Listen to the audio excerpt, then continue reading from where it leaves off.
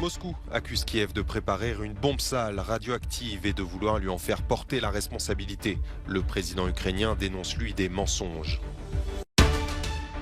6e semaine de manifestations en Iran pour protester contre le régime. D'importantes marches de soutien ont eu lieu aux États-Unis notamment. Rishi Sunak en pôle pour Downing Street. L'ancien ministre des Finances pourrait profiter du retrait de Boris Johnson pour devenir Premier ministre dès ce lundi. Plusieurs feux de forêt surviennent au Pays basque espagnol. La saison des incendies s'étire dans la péninsule déjà lourdement touchée par les flammes depuis le début de l'année.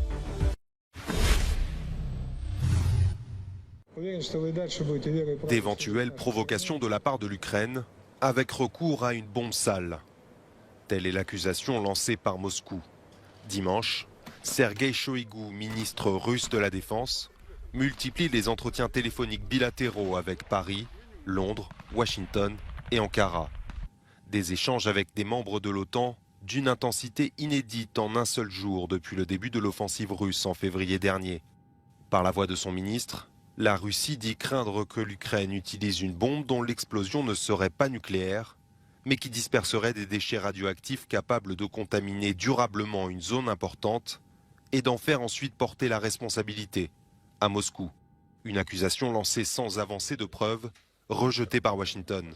Kiev dénonce un tissu de mensonges. Si la Russie prétend que l'Ukraine prépare quelque chose, cela signifie ceci. La Russie l'a déjà préparé elle-même. Je crois que le monde doit à présent réagir avec autant de vigueur que possible. Sur le terrain, la Russie poursuit ses frappes sur les infrastructures énergétiques.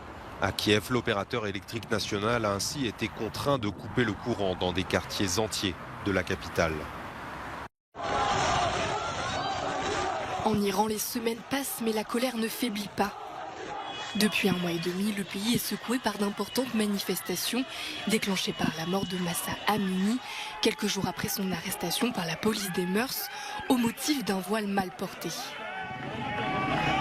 Selon Iran Human Rights, au moins 122 personnes, principalement des manifestants, mais aussi des membres des forces de sécurité, ont été tuées lors des protestations. Et la mobilisation ne semble pas connaître de frontières.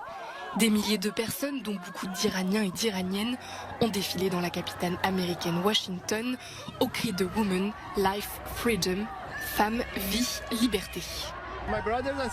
Mes frères et ma sœur restés en Iran, ils sont dans la rue, ils se battent pour leur vie. Je suis dans un pays libre et c'est mon devoir de parler. En Iran, le ministère de l'Intérieur a de son côté affirmé samedi que ce qu'il appelle les émeutes s'apprêtaient à prendre fin. Rishi Sunak pourrait succéder à Liz Truss au poste de Premier ministre britannique dans les prochaines heures, 7 semaines seulement après avoir été battu par cette dernière dans la course à Downing Street. L'ancien banquier et ex-ministre des Finances a déjà reçu les 100 parrainages de députés nécessaires et a vu Boris Johnson renoncer à se présenter. Sa seule rivale désormais, l'actuel ministre des Relations avec le Parlement, Penny Mordaunt, n'a pour sa part pas encore recueilli assez de parrainages, alors que la date butoir est fixée à ce lundi 14h, heure britannique. De son côté, l'ancien Premier ministre Boris Johnson n'aura donc pas réussi son comeback après avoir été poussé à la démission en juillet dernier, emporté par une succession de scandales. Il avait un temps envisagé de se représenter avant de faire marche arrière, constatant qu'il lui serait difficile d'unir les conservateurs. Le 10 Downing Street attend désormais son nouveau locataire. Il aura la lourde tâche de faire sortir le Royaume-Uni de la crise économique et sociale qu'il traverse.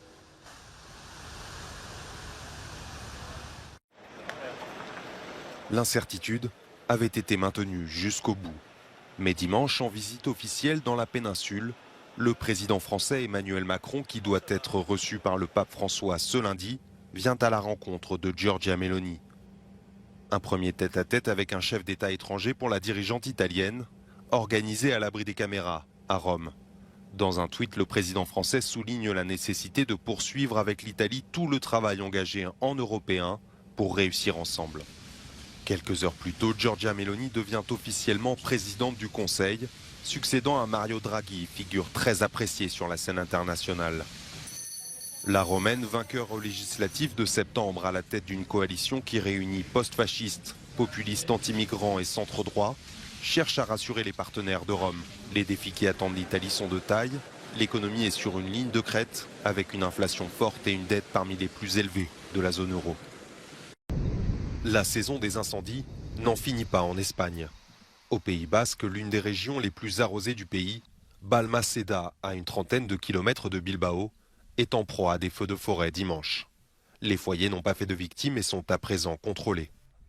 La cordillère cantabrique, qui longe la côte nord de l'Espagne, est en état d'alerte en raison du vent et de la sécheresse au sol. Depuis le début de l'année, la péninsule ibérique connaît une sécheresse et des températures exceptionnelles liées au réchauffement climatique. En moins d'un an, les incendies ont dévasté en Espagne près de 300 000 hectares, une superficie plus grande que celle du Luxembourg. Ce total est plus de 3 fois supérieur à celui de 2021.